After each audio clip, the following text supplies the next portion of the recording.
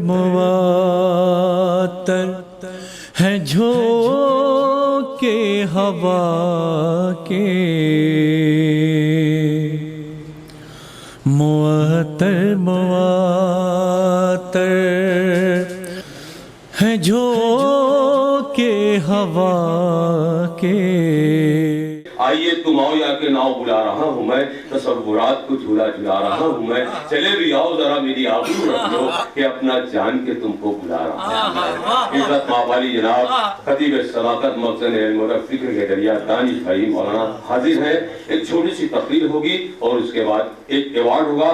سارا ایوارڈ دست شفقت عزت ماب دو عظیم شخصیت ہیں، ان کے حوالے سے رئیس بھائی کے حوالے سے آپ کے بیچ تاریخ حاضر ہیں۔ میں ظاہر مقدم کرتا ہوں۔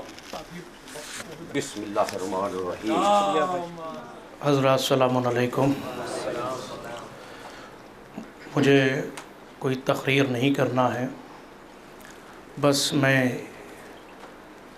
المختصر ایک شعر پڑھتا ہوں۔ ہمارے شہر لکھنؤ کے بہت بزرگ شاعر ہیں جناب فاضل لکھنوی صاحب، ان کا ایک شعر ہے، اس شعر کے بعد چند منٹ۔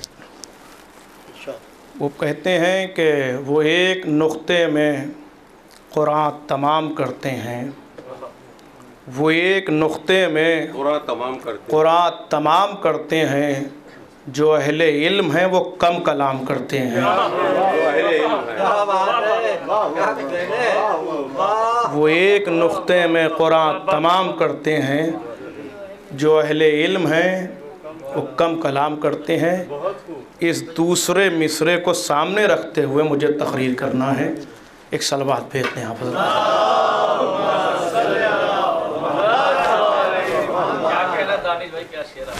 اعوذ باللہ من الشیطان اللعین الرجیم، بسم اللہ الرحمن الرحیم۔ قال اللہ سبحانہ تبارک و تعالی فی کتابہ المبین وہو اصدق الصادقین وَكُلَّ شَيْءٍ أَحْصَيْنَاهُ فِي إِمَامٍ مُبِينٍ۔ صلوات محمد۔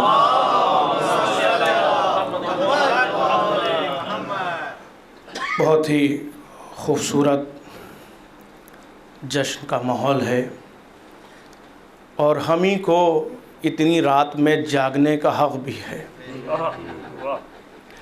اس لیے کہ تاریخ اسلام میں لوگ جاگے تو بہت ہیں، ملا کچھ نہیں ہے۔ ہم نے جاگ کے علم بھی پا لیا ہے، نعت علی کا تحفہ بھی پا لیا ہے، علی جیسا مولا بھی پا لیا ہے۔ بہت مشہور آیہ مبارکہ کو تلاوت کا شرف حاصل کیا ہے، جس میں ارشاد احدیت ہے کہ وَكُلَّ شَيْءٍ أَحْصَيْنَاهُ فِي إِمَامٍ مُبِينٍ۔ ہم نے ہر شے کا احصاء امام مبین میں کر دیا ہے۔ اب اگر کائنات میں کسی شے کو کسی شے کی ضرورت ہے تو اسے امام مبین تک آنا ہوگا، اس لیے کہ امام ضرورت کا نام ہے، ضرورت مند کا نام نہیں ہے۔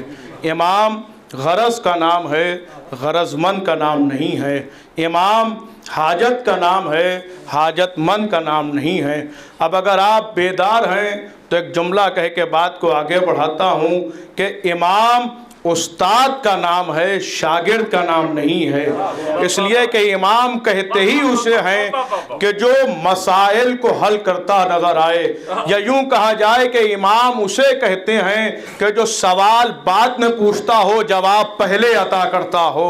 ہمارے سامنے بہت سے واقعات ہیں، اب امام کی مجھے پوری تاریخ نہیں پڑھنا ہے، دوسروں نے بھی امام بنائے اور ہمارے پاس بھی فہرست امامت ہے، مگر دوسروں کی فہرست خود ساختہ ہے اور ہماری فہرست خدا ساختہ ہے۔ بھئی تھوڑی سی توجہ فرمائے تو بات آسان ہو جائے۔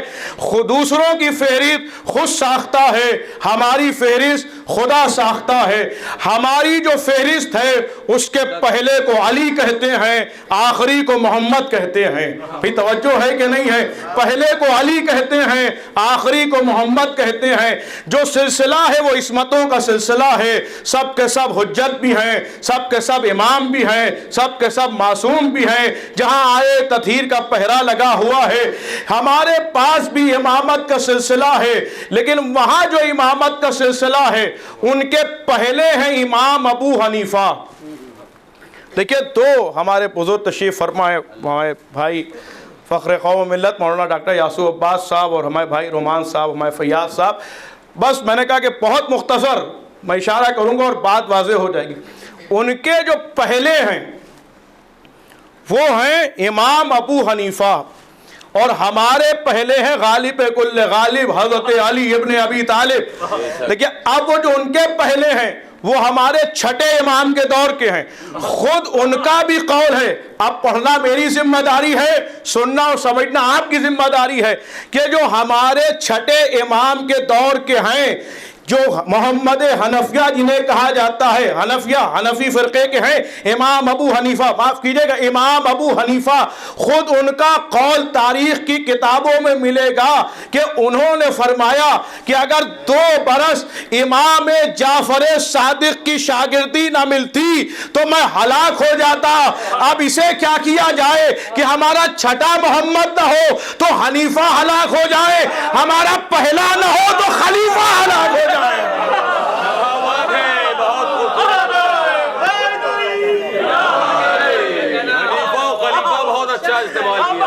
بھائی ہمارا چھٹا محمد نہ ہو تو حنیفہ ہلاک ہو جائیں، اور ہمارا پہلا محمد نہ ہو تو خلیفہ ہلاک ہو جائیں۔ ہمارے پاس جو فہرست ہے وہ بچانے والوں کی ہے۔ بھئی توجہ ہے کہ نہیں ہے؟ بھئی جملوں کی قدر کیجئے گا۔ بھئی ہمارے پاس جو فہرست ہے وہ بچانے والوں کی ہے، تمہارے پاس جو فہرست ہے وہ لڑکھڑانے والوں کی ہے۔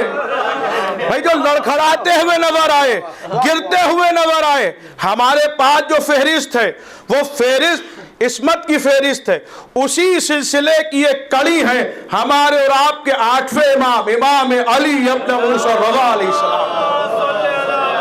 اور سنیے اور بات تمام ہو رہی ہے۔ ہمارے 8ویں امام، میں نے کہا باقاعدہ فضائل فخر قوم ملت مولانا ڈاکٹر یاسو عباس صاحب بیان کریں گے، بس میں اشارہ کر رہا ہوں کہ امام ہمارے 8ویں امام، کل آپ نے سنے فضائل، بس میں ایک اشارہ دے رہا ہوں کہ امام جس زمانے میں ہے وہ بنی عباس کا دور ہے۔ مامون رشید بنی عباس کا خلیفہ ہے، اور بنی امیہ اور بنی عباس میں فرق ہے۔ بنی امیہ کھل کے سامنے آئے، اور بنی عباس نے کام یہ کیا کہ چہرہ آل محمد کا رکھا مگر کام اپنا کیا۔ لہٰذا مامون رشید نے ایک سازش رچی جو ولی عہدی کی سازش تھی۔ بس مجھے جہاں تک لانا تھا میں آپ کو لے آیا ہوں، بس سنیے اور بات تمام ہو رہی ہے کہ اس نے امام کو مدینے سے خراسان بلایا اور زور دیا کہ میں آپ کو ولی عہد بنا رہا ہوں۔ اس کے پیچھے راز یہ تھا کہ وہ یہ چاہتا تھا کہ جتنے شیعہ ہیں وہ میرے فیور میں آ جائیں۔ بھائی توجہ چاہ رہا ہوں، بھائی ذرا سا میرا ساتھ دیجئے۔ اس کی سازش یہی تھی کہ جتنے شیعہ ہیں وہ میرے فیور میں آ جائیں، لہٰذا اس نے ولی عہدی کے لیے زور دیا۔ امام نے پہلے انکار کیا، لیکن جب امام نے اقرار کیا کہ ٹھیک ہے کہ میں ولی عہد بنوں گا، مگر امام نے کہا میری شرط تو سن لے، میری ایک شرط ہے۔ بھائی یہ شرط اگر پہنچ گئی تو کوئی آدمی خاموش نہیں رہنے پائے گا، جس کی رگوں میں ولائے جناب امیر ہے وہ بولے گا ضرور۔ میں جملہ کہنے جا رہا ہوں۔ امام نے فرمایا کہ میری ایک شرط ہے، وہ شرط یہ ہے کہ میں تیری دنیا میں دخل نہیں دوں گا، تو میرے دین میں دخل نہیں دے گا۔ امام نے قیامت تک کے لیے ایک لائن کھینچ دی کہ جسے دنیا چاہیے وہ حکومت کے پاس چلا جائے، جسے دین چاہیے وہ امامت کے پاس چلا۔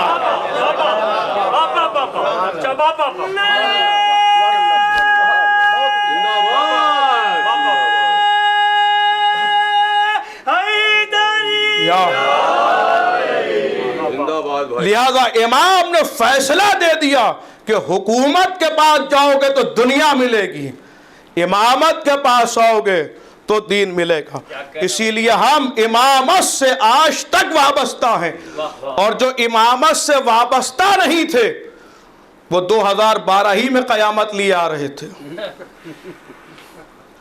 بھئی یاد ہوگا آپ کو, آج تک والے یہ کہہ رہے تھے کہ 12 دسمبر کو 2012 کو قیامت آ جائے گی, اور خدا کا شکر ہے ہم 25 جون, بلکہ اب تو 26 ہو گئی, 12:40 ہو رہے ہیں, ابھی تک قیامت نہیں آئی.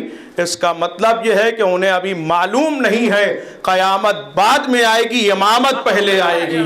اب اسے کیا کیا جائے کہ امام کا آنا بھی قیامت سے کم نہیں ہوگا, اس لیے کہ جو لوگ دین میں تفرقہ پیدا کر رہے ہیں وہ جب امام کو دیکھیں گے تو کہیں گے کہ آپ کیوں آ گئے ابھی.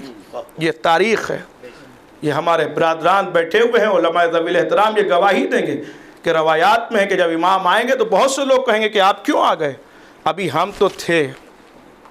لیکن جب امام تشریف لائیں گے تو پھر حق کا بول بالا ہوگا. ہم سب ان کے منتظر ہیں. آئیے ہاتھوں کو بلند کرتے ہیں اور دعا کرتے ہیں. سب سے پہلے تو امام کی بارگاہ میں ان کے جد کی آمد کی مبارکباد پیش کرتے ہیں اور دعا کرتے ہیں کہ معبود یہاں جتنے بھی حاضر ہیں ان سب کے دلی حاجات کو پورا فرما, جو مقروض ان کے قرض کو ادا فرما, جو بے اولاد ہیں انہیں اولاد نصیب, اس گھر پر اور اس جگہ پر اپنی رحمتوں کا نزول فرما. سب سے عظیم دعا جو یہاں کے لیے ہے وہ ہمارے فخر ملت مولانا ڈاکٹر یاسو عباس صاحب, کل سے ہم لوگوں کا صرف یہی تذکرہ ہو رہا ہے کہ ایسی جگہ پر مجلسیں ہونا, محفلیں ہونا, اس میں رئیس بھائی کا تو ایک اہم رول ہے, مگر اس سے بڑا رول آپ کا ہے. اس لیے کہ فرش بچھا دینا ان کا کام ہے, اس کے بعد آپ کا آنا سب سے بڑی ذمہ داری ہے. اس لیے آپ سب کا شکریہ ادا کرتا ہوں میں اپنی طرف سے اور رئیس بھائی کی طرف سے. ہمارے فخر ملت مولانا ڈاکٹر یاسو عباس صاحب کا بہت شکریہ کہ بہت بزی شیڈیول, کیونکہ میں بالکل قریب سے جانتا ہوں, میرا تو ہر وقت کا ساتھ ہے لکھنؤ میں, مستقل سفر کرنا. 2 منٹ نجیب بھائی آپ میرے ساتھ کھڑے رہیے, مگر یہ کہ میں یہ بات ضرور بتا دوں گا, آپ قریب کھڑے رہیں گے تو ہو سکتا ہے کچھ باتیں مجھ تک ادھر پہنچ جائیں. ابھی میں بالکل حال کا واقعہ بتاتا ہوں کہ کتنی مصروفیت ہے کہ 11 جون کو بھائی مولانا یاسو عباس صاحب کربلا سے ایئرپورٹ, اموسی ایئرپورٹ پر اترے ہیں اور گھر جانے کے بجائے میرٹھ مجلس پڑھنے گئے. لکھنؤ سے میرٹھ تقریباً 350-400 کلومیٹر سے کم نہیں ہے, بائی روڈ, بائی ٹرین بھی نہیں. اتنا لمبا سفر کرنا, پھر رات میں مجلس پڑھ کے سہارنپور چلے گئے, پھر واپس آئے, تو اتنی تکان کے بعد خدمت قوم کر رہے ہیں, خدمت دین کر رہے ہیں. خدا ان کو سلامت رکھے, ان کا سایہ ہمارے سروں پر باقی رکھے, اور رئیس بھائی کو جو ذمہ داری دی ہے انشاءاللہ تا ظہور امام مہدی وہ قائم ہوتا ہے. اور یقیناً یہ چھوٹا سا ایوارڈ ہے, گوا کی سرزمین سے پوری دنیا پر محیط ہو جائے گا. یہ تبرک کی شکل میں ہوتا ہے. اے آسمان دیکھ تبرک کی برکتیں, اے آسمان دیکھ تبرک کی برکتیں, بھوکا میرا حسین سلاتا نہیں.